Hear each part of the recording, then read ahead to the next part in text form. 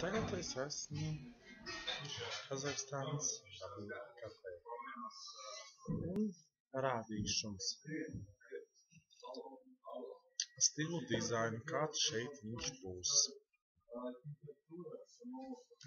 Lūdzu.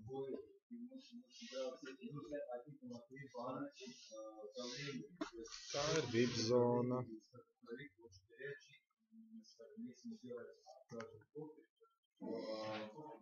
Tā, es pārgriezīšu uz otru pusi, lai es jums visu. Es nezinu, kā pārgriezt. Šitā ir otra zona.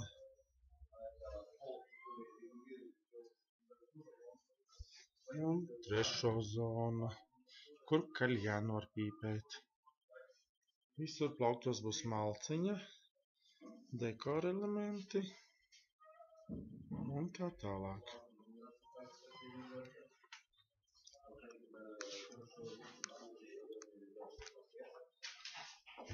Lūdzu.